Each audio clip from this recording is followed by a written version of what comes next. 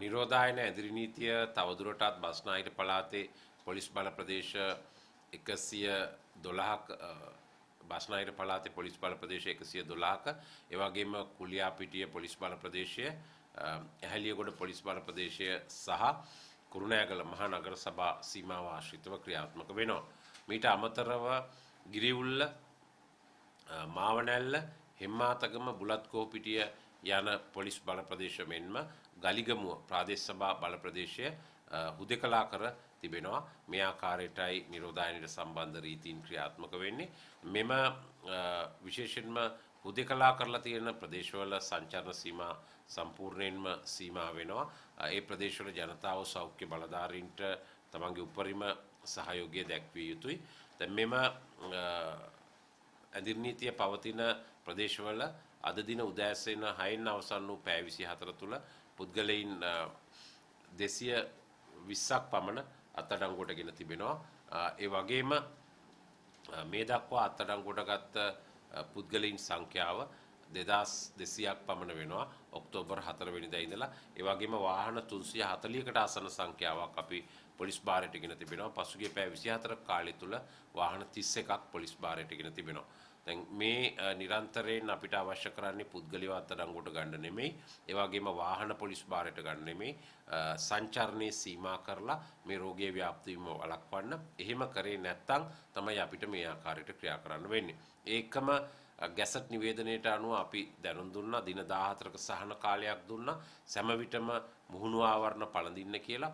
ඒ වගේම සෑම විටම දුරස්ථභාවය තියාගන්න කියලා. නමුත් 29න් පස්සේ අපි අවවාද කිරීම අත්හිටවලා නීතිය ක්‍රියාත්මක කරන්න පටන් ගත්තා. ඒකේ ප්‍රතිඵලයක් හැටියට ඇදිරි නීතිය තියෙන ප්‍රදේශවල වගේම ඇදිරි නීතිය නොමැති ප්‍රදේශවල එම රීතීන් වලට පටහැනිව කටයුතු කළ පුද්ගලයන් 75 දෙනෙක් පමණ අත්අඩංගුවට ගැනීමට හැකියාව ලැබී තිබෙනවා. එයාට විරුද්ධව ඉදිරියේදී නඩු පවරනවා. ඒ නිසා ඔබ නිවසින් එළියට යනවා නම් ඇදිරි නීතිය තිබුණත් එකයි ඇදිරි නීතිය නොතිබුණත් ඒ හැම අවස්ථාවකදීම මුහුණු ආවරණයක් පළඳින්න දුරස්ථභාවය තියාගන්න මේක ඉතාම වැදගත් වෙනවා.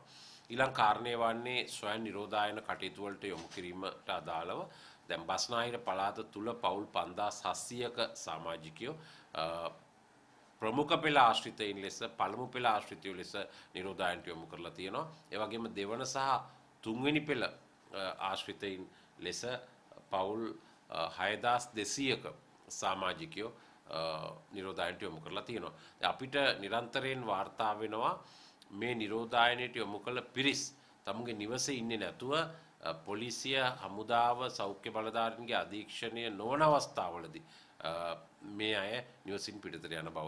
ඒ වගේම ලංකාව පුරාම පවුල් 22000කට ආසන්නව 89000ක් පිරිස මේ වගේ නිරෝධායනය වෙනවා විවිධ ස්ථානවල. මේ සියලු දෙනාගෙන් අපි ඉල්ලා සිටින්නේ නිරෝධායනය කියන්නේ නියෝගයක්. ඒතර ඔබට යම් කිසි ආකාරයක රුපියල් 10000කට ආසන්න මුදලක ආහාර පාන ලැබෙනවා රජය මගින්ම. පළමු පෙළ ආශ්‍රිතය වුණත් දෙවෙනි පෙළ ආශ්‍රිතය වුණත් තුන්වෙනි පෙළ ආශ්‍රිතය වුණත් ඒ වගේම ඔබගේ නිවසේ දුරකථන අංක කීපයක් සඳහන් කරලා දැන්වීමක් කලවලා තියෙනවා. දොරේ වෙන්න පුළුවන්, බිත්තියේ වෙන්න පුළුවන්. ඒ නිසා ඔබ නිවසේම රැඳී හිටින්න. යම් හදිසි අවශ්‍යතාවයක් ඇති වුණොත් අසනීප තත්වයක් වෙන්න පුළුවන්. මේ දුරකථන අංක වලට කතා කරන්න. එතකොට සම්පූර්ණ සහාය ලබා දෙනවා. කිසිම අවස්ථාවක නිරෝධායනයට ලක් කළ පවුලක සමාජිකයෝ නිවසින් පිටවීම දඬුවම් ලැබිය හැකි වරදක් කියලා මතක තියාගන්න ඕනේ. එසේ යන්න එපා. ඒ වගේම ඒ නිවසට යම් කිසි කෙනෙක් පිටතින් එනවා නම් ඒ අයත් වරදක් සිදු කරනවා. ඒ නිසා මේ කාරණා දෙක පිළිබඳවම අවධානයෙන් යුතුව කටයුතු කරන්න. විශේෂයෙන්ම බස්නාහිර පළාතේ නිරෝධායනය වන පවුල් මේ අය පිළිබඳව අධීක්ෂණය කරන්න සහකාර පොලිස් අධිකාරිවරු 14 දෙනෙක් නම් කරලා තියෙනවා.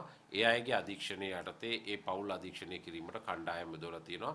විශේෂයෙන්ම කළුතර කොළඹ ගම්පහ දිස්ත්‍රික්ක ආශ්‍රිතව.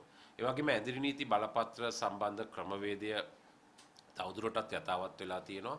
ආයතන 106කට ඇදිරි නීති බලපත්‍ර නිකුත් කිරීමට තීරණය ආයතන 106කට ඇදිරි නීති බලපත්‍ර වලින් තොරව තමන්ගේ රාජකාරී හැඳුනුම්පත භාවිතා කරමින් ගමන් කිරීමේ හැකියාව තියෙනවා.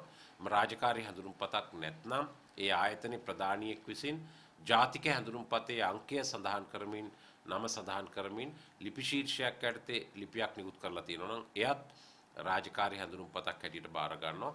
ඒ විශේෂයෙන්ම මේ 106ක ආයතන තියෙනවා. අපි මේ ගැන ප්‍රසිද්ධ කරලා තියෙනවා. හැම මාධ්‍ය ආයතනයකම වෙබ් අඩවිවල එක පළ කරලා තියෙනවා. ඒ ගැන ඔබේ අවධානය යොමු කරන්න. කිසිම වෙලාවක මෙම රාජකාරී හැඳුනුම්පත අවභාවිතා කරන්නට එපා. ඊට අමතරව විශේෂයෙන්ම ඩිලිවරි සේවා පවත්වාගෙන යාම සහ ඔසුසල් වල සේවා පවත්වාගෙන යාම පිළිබඳව ඒ ඩිලිවරි සේවය ඒ ස්ථානයේ තියෙන නැත්නම් සුපර් මාකට් එක එහෙම නැත්නම් සතුස් ආයතනේ සමුපකාර ආයතනේ එහෙමත් නැත්නම් ආහාර සපයන ආයතනයේ ෆාමසිය තියෙන ප්‍රදේශයේ ප්‍රාදේශීය ලේකම් කාර්යාලයෙන් ඒ බලපත්‍රය ලබා ගන්න පුළුවන්. සාමාන්‍යයෙන් සුපිරි වෙළඳසැලකට වියලි ආහාර සපයනවා නම් එක ආයතනයකට සේවා 15ක් පවත්වාගෙන යන්න පුළුවන්. ආහාර සපයන ආයතනයකට සේවා 10ක් පවත්වාගෙන යන්න පුළුවන්. ඒ වගේම ෆාමසි වලට අවශ්‍යතාවය අනුව සේවා පවත්වාගෙන යන්න පුළුවන්. ප්‍රාදේශීය ලේකම් කාර්යාලයෙන් බලපත්‍ර ලබා ගන්න ඒ සේවය ව්‍යාප්ත කිරීමට අපි බලාපොරොත්තු වෙනවා. මීට අමතරව විශේෂයෙන්ම බස්නාහිර පළාත තුල ඇති සත්ව නිෂ්පාදන බිත්තර වැනි දෑ ඒ වගේම දීවර නිෂ්පාදන මේ සම්බන්ධයෙන් ප්‍රවාහනය කිරීමට තොග වශයෙන් ප්‍රවාහනය කිරීමට බලපත්‍ර අවශ්‍ය වන්නේ නැහැ. ඒ සඳහා යම් ආකාරයක අදාළ පුද්ගලයා කරන සනාථ කිරීමක් ප්‍රමාණවත් වෙනවා. යට හේතුව විශේෂයෙන්ම ගොවියන් විසින් ඒ වගේම දීවරයින් විසින් ගනු ලබන අස්වැන්න සත්ව නිෂ්පාදන අලෙවි කර ගැනීමට නොහැකි වීම පිළිබඳව විවිධ අවස්ථාවලදී ඉල්ලීම් ඉදිරිපත් වෙලා තිනවා. ඒ සියල්ල සලකා බලලා ඒ ඔවුන්ට නිෂ්පාදන අලෙවි කර ගැනීමට බෙදා හැරීමට අවස්ථාව ලබා දීලා තියෙනවා. නමුත් එයත් අවභාවිතා නොකරමින් කටයුතු කිරීම ඉතාම වැදගත් වෙනවා.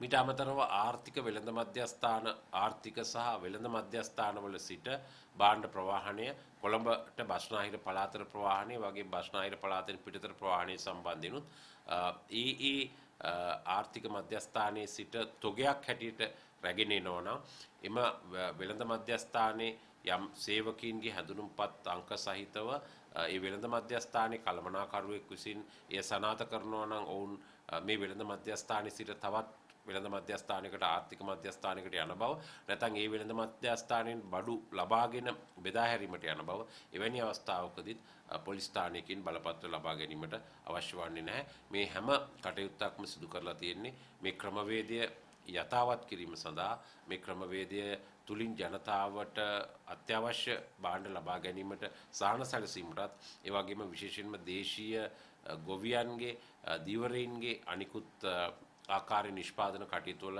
යෙදෙන අයගේ භාණ්ඩ අලෙවි කර ගැනීමට අවස්ථාවක් ලබා දීමෙන් ඒ නිසා ඒවා අවභාවිතා නොකරමින් පාවිච්චි කරනු ඇතැයි අපි අපේක්ෂා කරනු ලබනවා.